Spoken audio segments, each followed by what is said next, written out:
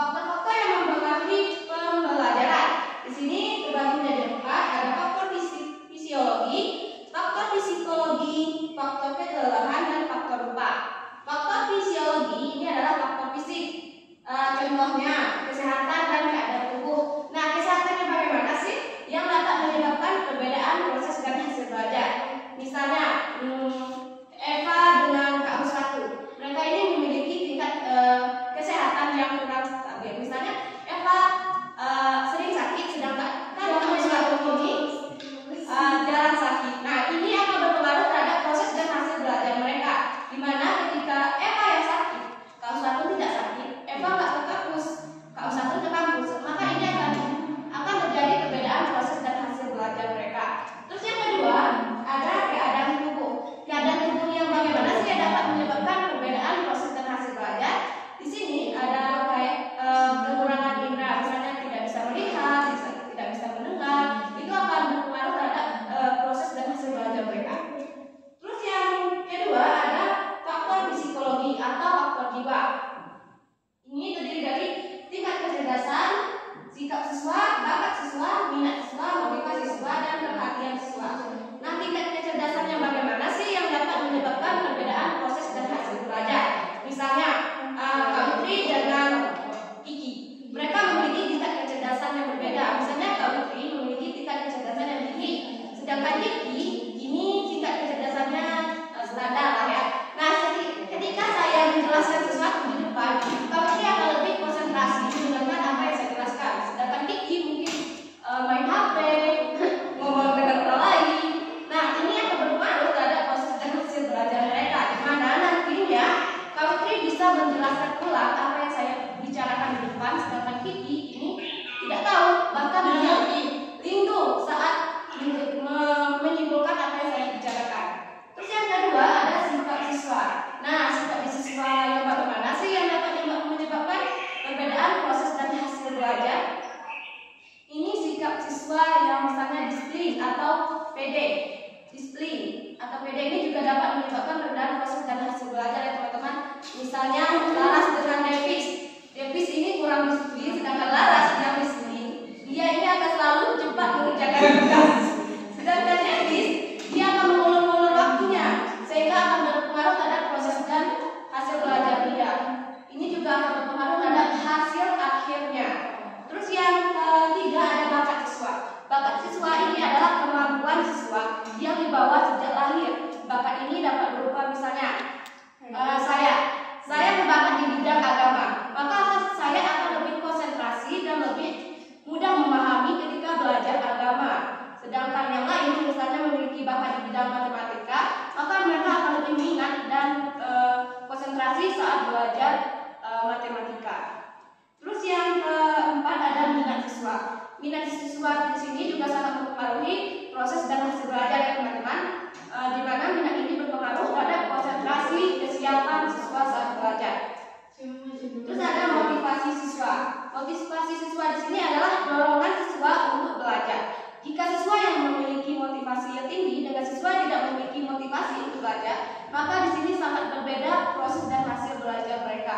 Di mana siswa yang memiliki motivasi tinggi ini akan memiliki rasa ingin tahu yang kuat dan tidak mudah menyerah dalam menghadapi hambatan dan tantangan dalam belajar. Terus ada perhatian siswa.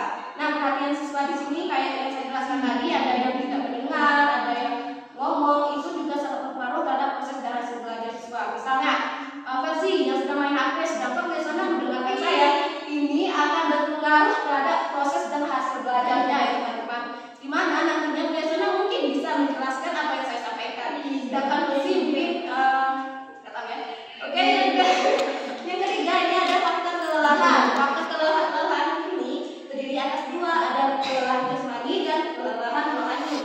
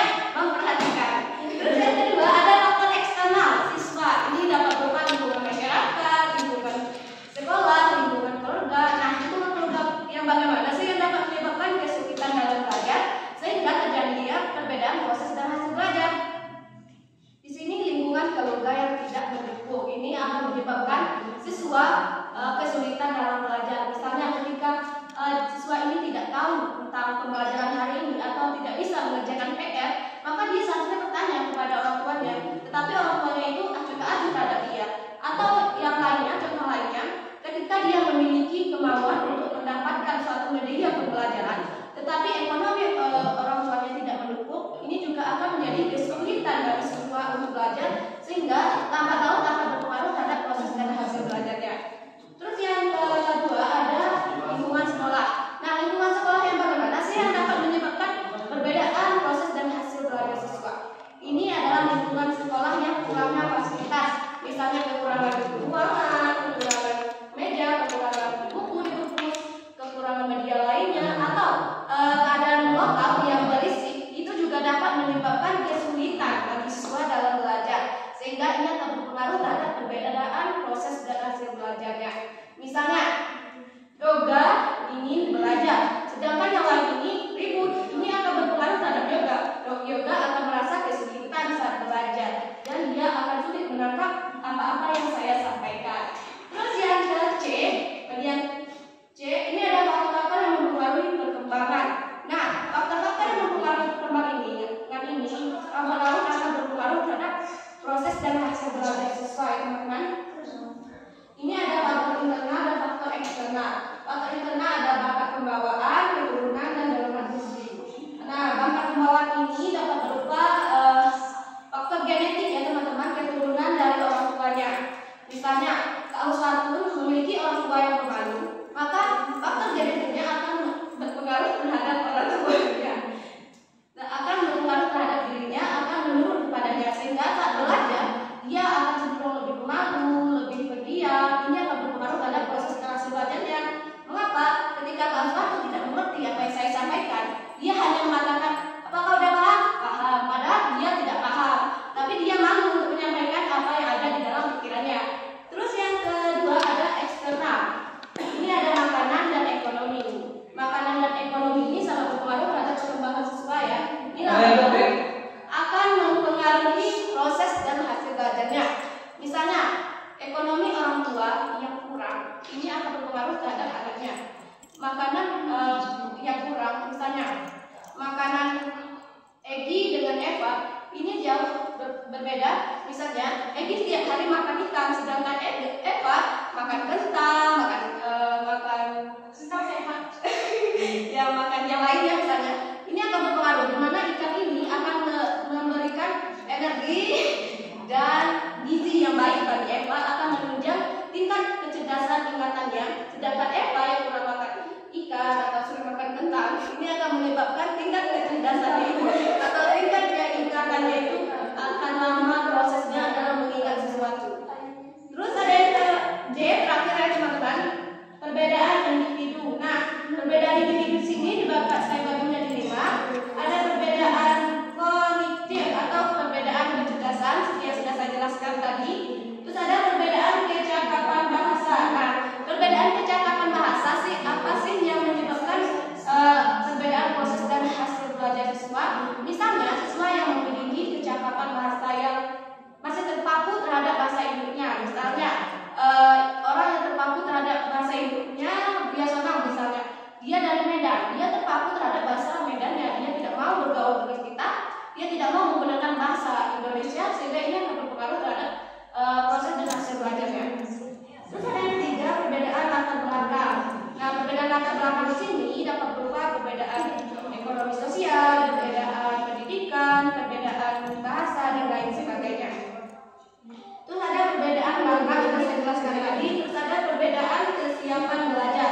Perbedaan kesiapan belajar di sini dapat berupa jika siswa memiliki kesiapan dalam belajar, dia akan lebih termotivasi untuk belajar dan lebih semangat dalam belajar. Dia tidak linglung saat belajar. Sedangkan siswa yang tidak memiliki kesiapan, maka dia akan merasa apa sih yang harus aku lakukan? Apa sih? Gitu lah. Jadi dia akan linglung saat belajar. Oke teman-teman, mungkin itu saja yang dapat saya sampaikan. Di sini apa ada yang mau bertanya? Are you serious? Udah? Oke. Itu aja yang dapat saya